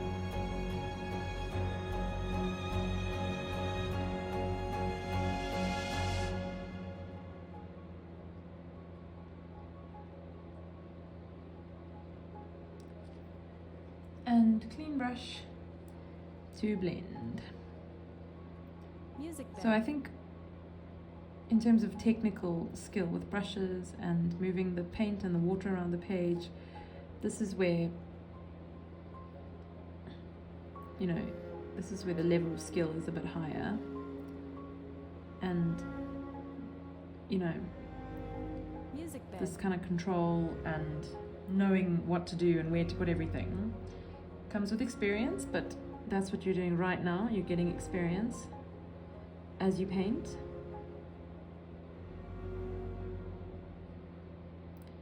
I'm basically just painting wet in wet now, putting more colour back in. Music bed. But we really want to try and keep that centre pretty clean and clear and white.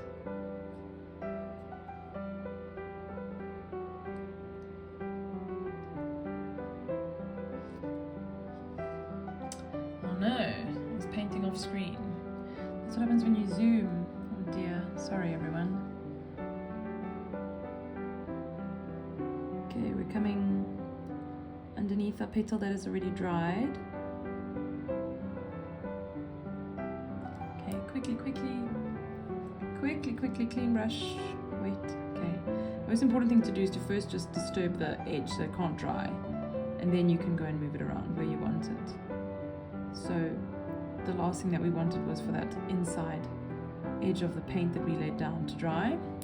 So the first thing we did was rush and disturb it with water.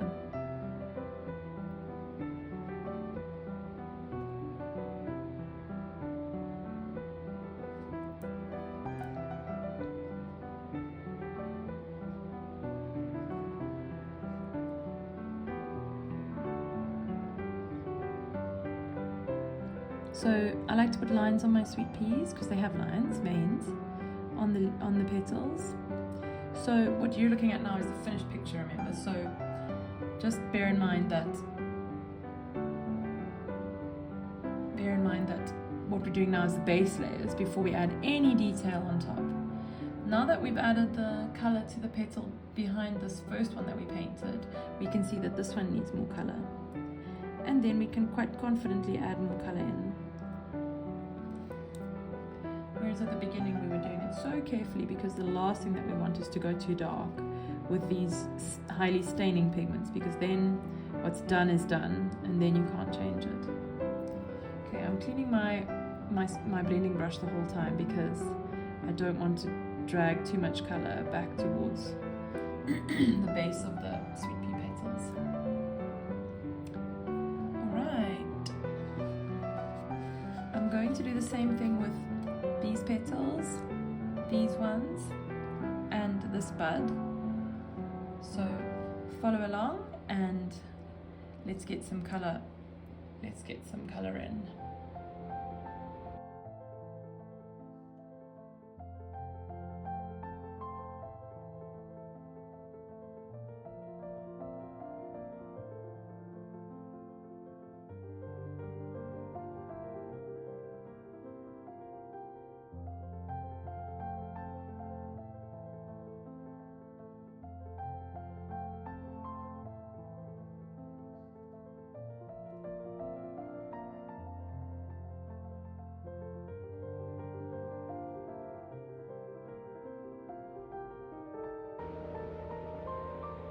Alright, for this little folded piece, we are going to lay the colour down on the edge and fade it down.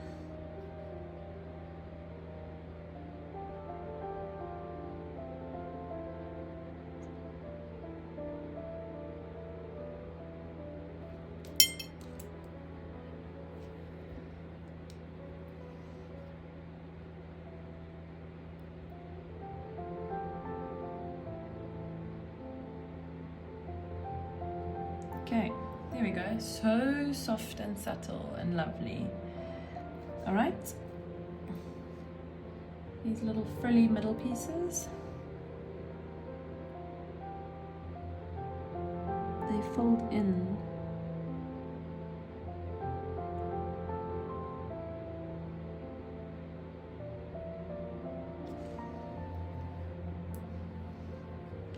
It's kind of like two little cups coming towards us, extending forwards.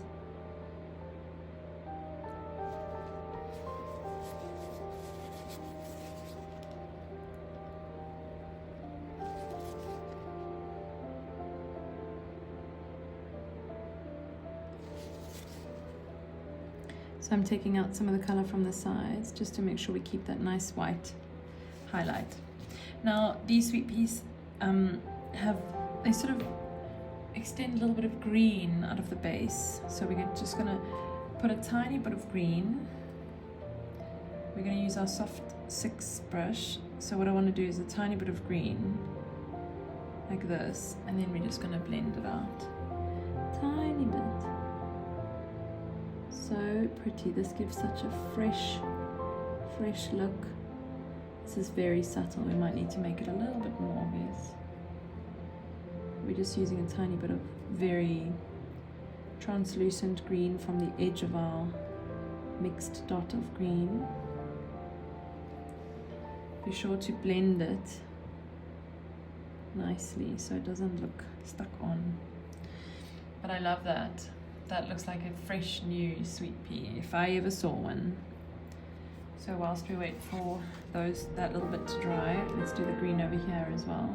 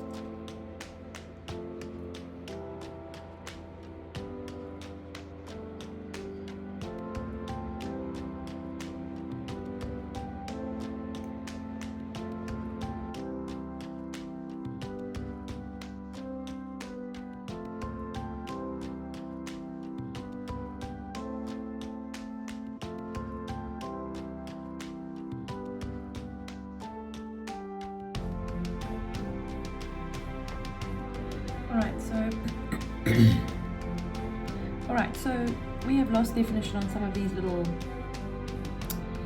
bits that come up underneath the base of the sweet pea. So what I'm going to do is I just want to add a little bit of colour back into them, just to define them.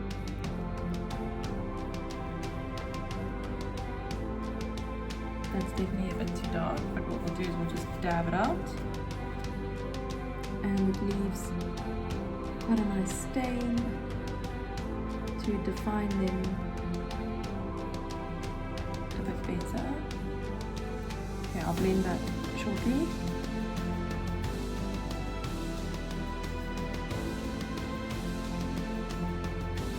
This one was particularly bad. It was really blurry. This happened when I was adding the light green at the base of the sweet pea, and it just got really blurry. But I'm going to teach you a trick with your HB at the end to define areas that have disappeared.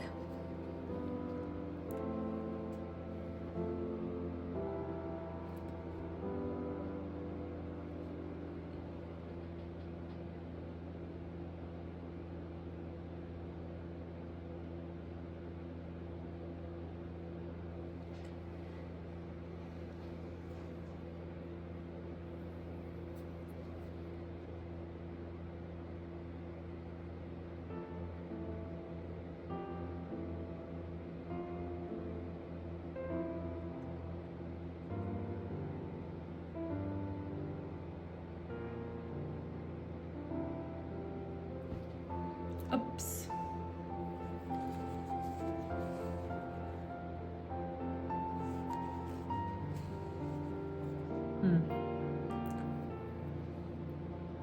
Okay, let's leave that for a bit. That's wet. Hello, kitty now. Come this way. No, kitty. You silly old thing. There we go. Alright, so I don't think I'm going to add much more colour to these because we're going to be adding lines, lots of little lines, which you can already see. Remember what I said earlier about the protea leaves? However many lines you wish to add is what is going to determine how your final painting is going to look. So whilst we make sure those are 100% dry so we can add crisp little lines in, we are going to clean out some little highlights on our pea pod. Okay, so what you're going to do is you're going to wet your brush nice and wet in the water, and then you're going to dry it off. And we're going to start, got our clean carlton roll, okay, got it, and we're going to start up at the top, and we're going to make a little white circle. We're going to make a circle, sorry, and you're going to work your way outwards, scrub the middlemost because that's the lightest part, and you're going to press. Right, very effective. Okay, going to do another one, starting in the middle, small, work outwards, make sure it's nice and round, and we're going to press in the middle. Okay, we might glaze this pea pod at the end so that these peas end up looking less white and have a slightly sort of yellow glaze to them. If you've painted with me before, you'll know how much I love a yellow wash or glaze over the top at the end, because it kind of just makes the plant look like it comes alive. Okay, these are quite big, so we're going to start making them a little bit smaller towards the bottom, and they're going to be more faint as well because the paint is much lighter here.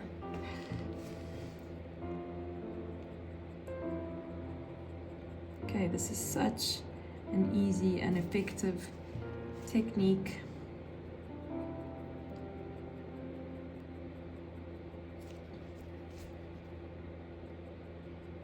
Okay, these look a bit stiff in a line now.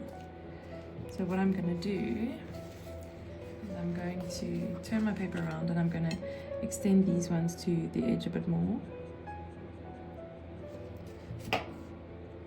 If you've made yours too big, you can paint over them, just paint right over them, paint them out, and start again, okay?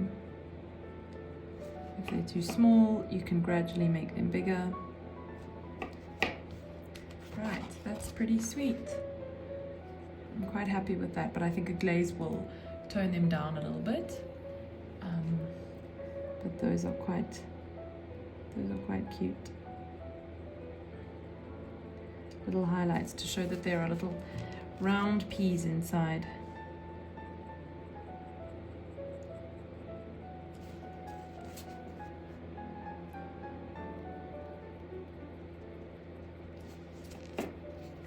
You can also soften the edges if they are too stiff or too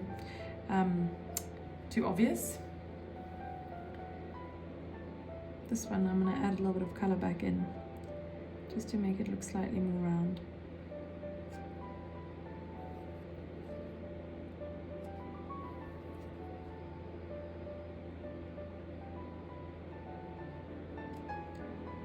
Alright, okay, we can leave that for now.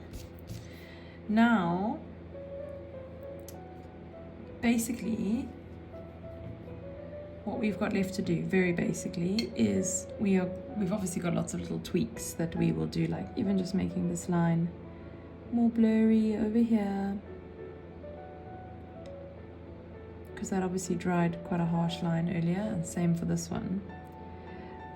But basically, on our to-do list, to finish off our sweet pea, we have the veins on the leaves that we need to add in. We have the veins on the petals that we need to add in. And we have some lines on the stems. Sweet pea stems are almost striated. So we have some lines on the stems. And then we also have a little bit of detailing, obviously, to add in to these little, what we are calling the cups at the base of the little sweet peas. The actual flowers. So I think what we will start with is these sweet pea, the lines on the sweet pea. So your brush should still have purple on it, or purpley pink, and you're going to use the same wash, very light wash, because we do not want these lines to be harsh.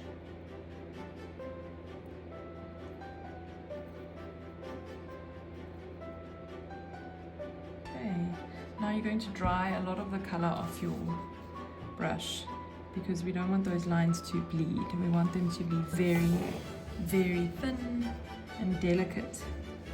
Okay, so starting from the outside, you're going to use your brush so gently, and you're going to make squiggly little lines, and you're going to taper them off so that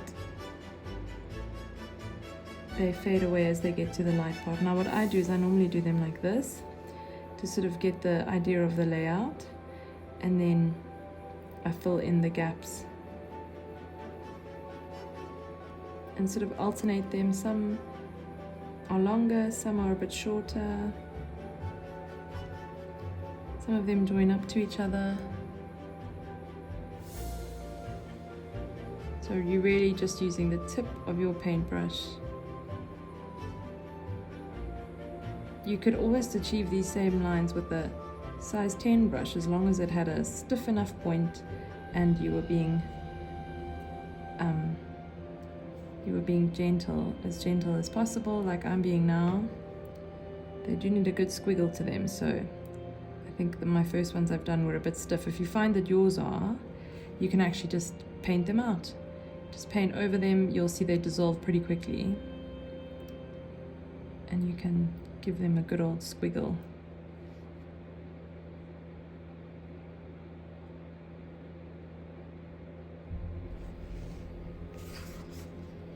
Okay, how's that looking?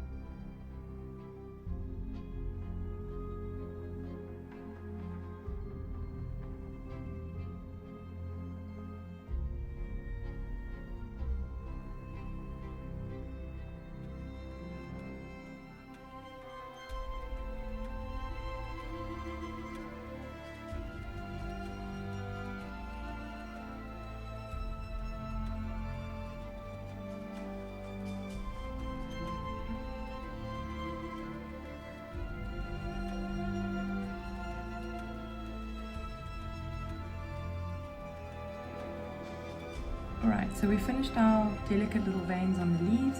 Now we are going to be doing our leaf veins. So we're doing quite a light wash again. We don't want harsh lines on the leaves. Quite a watery mix. Okay, and we're going to do kind of squiggly lines from the center, bulging out a bit. Remember, these are going to dry quite light, so we might need to do them again. This is almost just establishing where they're going to go. If they do dry too light, then we have to go over them again.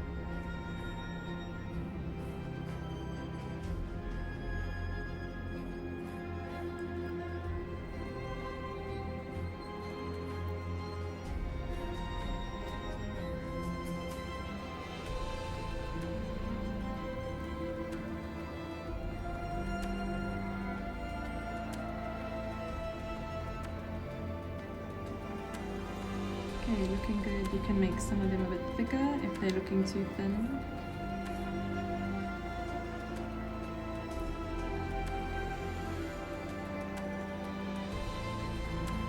Okay, and if they look a bit flat and obvious, then what we can do is when they're dry, we come and with our bigger brush, we just wet the middle and we press it out, and then the lines disappear a little bit, which shows that there's a highlight there.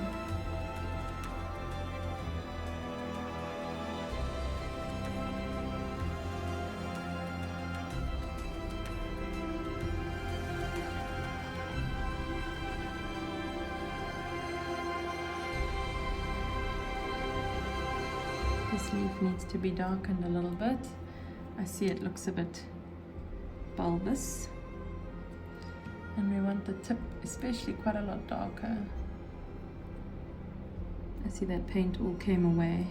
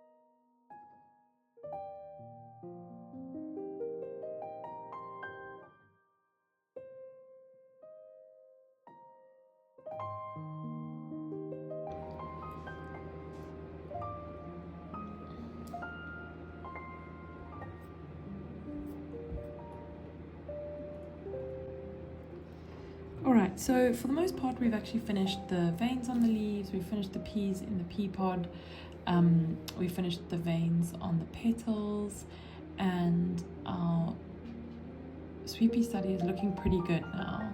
Okay, so this is one of my favorite things to do, is taking my very sharp HB. Now I sharpen it with a pencil sharpener obviously, but then what I like to do is I like to get a piece of paper like this. Let me get a clean edge for you, and I take my pencil and I gently rub, rolling it at the same time. See, I'm rolling it as I'm rubbing like that, and by doing that you get the sharpest possible point that a pencil can have. Okay, really sharp point. I find this to be much more efficient than an electric pencil. Sorry, Kitty is playing with a moth.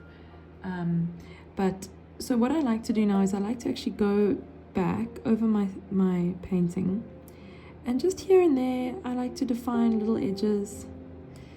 The nice thing is that if your painting is dry, obviously, which it should be by now, if you do put some HB in the wrong place, you can just take it out again. But what I like to do is where these edges are a little bit blurry because the color is lighter, I just give a little bit of an edge, not too much, otherwise you'll make everything look flat. You're probably actually going to struggle to see what I'm doing. So one of the things I'm also going to do is, no kitty, is I'm going to outline these, and then I'm going to add in little pencil lines. So a lot of the time when you see detail, fine detail on my work, it's actually HB that I've added in at the end. Okay.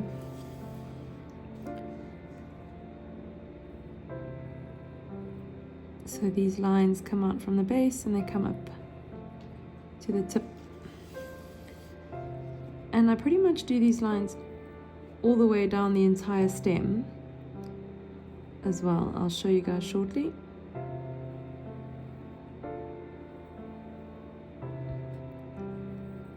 So these lines are really, really fine. I feel like you would struggle to get that with a brush. I mean, you would, but it would be quite back-breaking work. No, kitty! No, kitty! No, no, no, no, no, no. He's trying to take things off my pen board.